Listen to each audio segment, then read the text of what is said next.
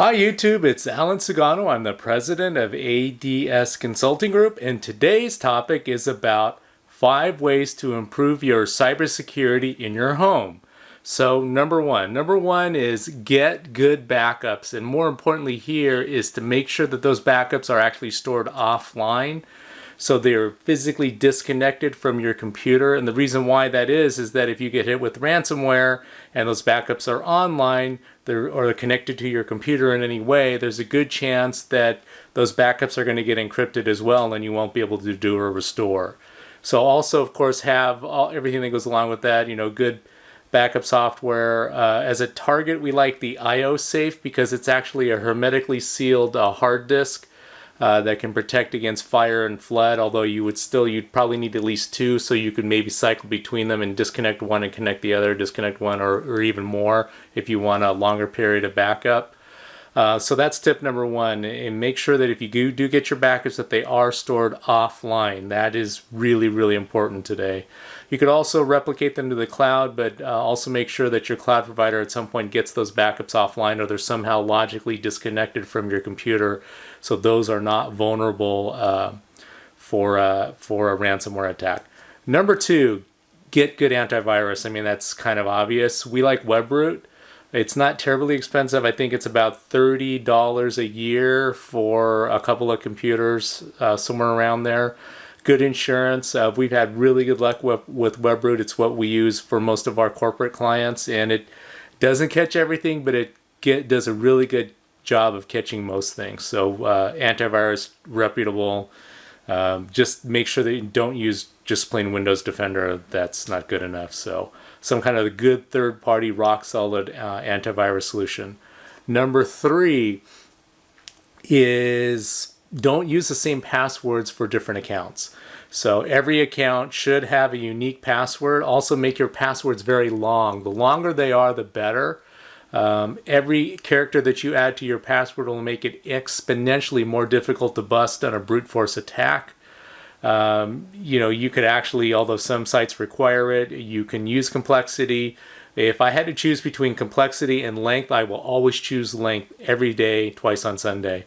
You may say, well, I don't know a password that is, longer than 15 characters. Use a phrase, but don't use titles to books, passages to lyrics to songs, famous titles to movies, anything famous sayings.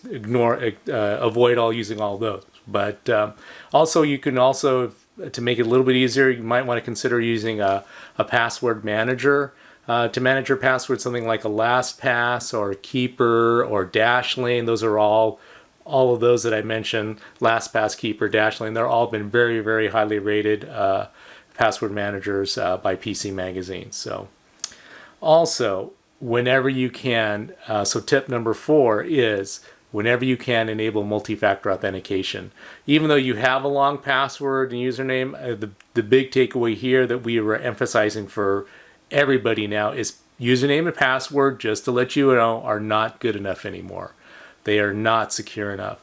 There's been multiple times when multiple companies or multiple individuals have been hacked because they just used username and password. Please, please, please, please, please use multi-factor authentication. Multi-factor authentication, you're probably aware of it, right? It's when you put in your username and password, then MFA will send, or multi-factor authentication will send you a one-time use password to your phone as a text message or email, or you'll use an app like Google Authenticator or Duo or Okta, and you either type it in or just say, yes, that was me, and then that lets you in. You can also use a hardware key like a YubiKey, YUBIKEY, or something like a RSA token, which is that thing that it flashes the 6-digit code and you have to type it in right when you log in. That's mostly used for banking applications. They do have software-based tokens now, which is kind of the way that like the apps work.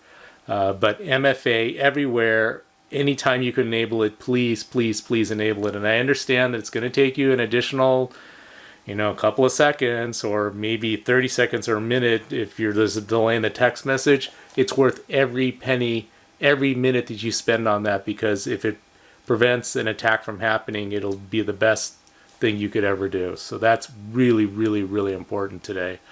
Also stay up to, so that's tip number 4. Tip number 5 is stay up to date with patches. You know, maybe 20 years ago we used to say, when the patch is released, go ahead and get it on when you get a chance. Not really that big a deal. Today we're like, hey, did you get that patch on? That's critical vulnerability, blah, blah, blah, yada, yada, yada. You need to get that on now. So when, you know, for most users, we just stay at home, just set it for automatic updates and just let them run. And that not only goes for your operating system, goes for all your applications, goes for your phone. When you get a prompt on your phone, you might want to Google it real quick, or for that matter, any other patch to make sure it's not going to blow up anything. But as long as you know, looks like people aren't having major problems with that patch, get it on sooner than later. Here's a scary fun fact. Over 90% of compromises are due to unpatched computers, or what's called poor computer hygiene. So you want to make sure that you get those patches on a timely basis.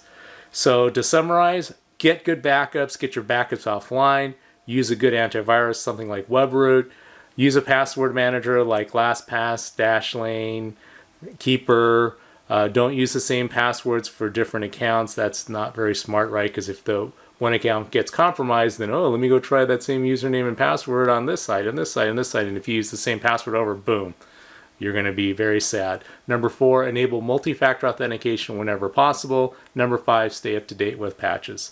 So that's our tip for improving your cybersecurity at home. If you like this content, please hit that subscribe button, and we'll keep making it. Thanks a lot for listening. Stay safe out there, and we'll talk to you soon.